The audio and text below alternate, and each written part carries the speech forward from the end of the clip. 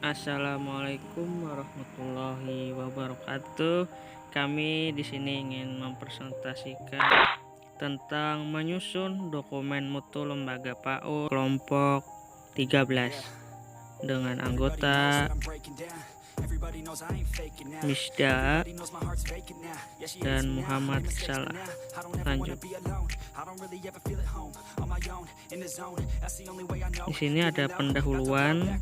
Salah satu faktor penting dalam kehidupan organisasi secara internal adalah terkelolanya manajer dengan baik dokumen-dokumen penyelenggaraan organisasi. Tidak saja dalam konteks tersedianya rekaman semua kegiatan, tetapi juga memastikan bahwa dokumen-dokumen tersebut terklasifikasi dengan baik sehingga memudahkan bagi pimpinan dan anggota organisasi dalam memahami alur kegiatan organisasi yang telah berjalan. Salah satu dokumen organisasi yang membutuhkan perhatian serius adalah dokumen mutu, yakni perangkat lunak yang komprehensif tentang harapan-harapan pelanggan yang dirumuskan oleh organisasi. Dikatakan demikian karena dokumen mutu merupakan dokumen kebijakan yang disusun dalam rangka menjamin terciptanya pelaksanaan yang memenuhi harapan pelanggan konsumen. Daftar isi. Yang pertama ada standar mutu dokumen, terus kedua pengertian SOP, dan tiga pembelajaran berbasis budaya lokal pada anak usia dini. Standar mutu dokumen. Secara umum dokumen dapat diartikan sebagai suatu catatan otentik yang terdapat dibuktikan atau dijadikan bukti dalam persoalan hukum. Dokumentasi adalah sekumpulan catatan otentik yang dapat dibuktikan atau dijadikan bukti dalam persoalan hukum, sehingga dokumen dapat dipahami sebagai lembaran kertas resmi yang memuat catatan otentik yang dapat dibuktikan secara hukum. 2. Mutu quality. Menurut Panditiptono dan Anastasia, kualitas merupakan suatu kondisi dinamis yang berhubungan dengan produk, jasa manusia, proses, dan lingkungan yang memenuhi atau melebihi harapan. 3. Dokumen standar sebagai konsekuensi dari tuntutan pelayanan yang bermutu. Maka secara detail dalam penyelenggaraan organisasi dituntut secara ketat untuk memenuhi persyaratan-persyaratan yang menjamin terwujudnya kualitas pelayanan tersebut. Standar mutu terbagi menjadi dua, yaitu standar mutu akademik. Pengertian standar mutu akademik adalah suatu pijakan awal dasar untuk memulai pelaksanaan suatu proses akademik dalam sistem penjaminan mutu. Standar mutu non-akademik. Standar mutu non-akademik ini bersifat dinamis, artinya secara terus-menerus standar mutu tersebut harus sesuai diri dengan perkembangannya, ilmu dan teknologi, serta realitas sosial budaya yang selalu berkembang. Selain itu, mutu non-akademik idealnya juga harus didukung oleh kebaharuan database.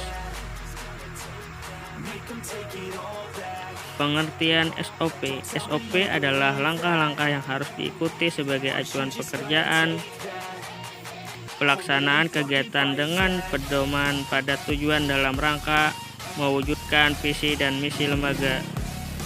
SOP memiliki tahapan atau tata cara yang sifatnya baku dan harus dilalui untuk menyelesaikan sesuatu proses pekerja tertentu. SOP menjadi sistem yang memberikan acuan kerja kapan, di mana, oleh siapa, dan cara menjalankan kegiatan, terutama yang bersifat rutin dan pembiasaan. Pembelajaran berbasis budaya lokal. Pada anak usia dini, pendidikan usia dini merupakan upaya-upaya pendidikan yang dilakukan dengan standar untuk mengembangkan berbagai potensi yang dimiliki anak. Potensi-potensi tersebut meliputi aspek fisik, kognitif, bahasa motorik, moral, disiplin, sosial, emosional, konsep diri, seni, dan nilai-nilai agama. Pembelajaran merupakan suatu kegiatan pelaksanaan kurikulum suatu lembaga pendidikan agar dapat mempengaruhi pada anak didik mencapai tujuan pendidikan yang telah ditetapkan. Pengembangan pembelajaran dengan menekan budaya lokal, perubahan-perubahan tingkah laku baik intelektual, moral maupun sosial anak agar dapat hidup mandiri sebagai individu dan makhluk sosial dalam mencapai tujuan tersebut. Dalam mencapai tujuan tersebut, anak didik berinteraksi dengan lingkungan belajar yang diatur guru melalui proses pembelajaran. Lingkungan belajar yang diatur oleh guru mencakup tujuan pembelajaran, bahasa pembelajaran, metodologi pembelajaran, dan penilaian pembelajaran. Secara khusus terkait metodologi pembelajaran, aspek ini terkait dengan dua hal yang saling menonjol, yaitu metode dan media pembelajaran.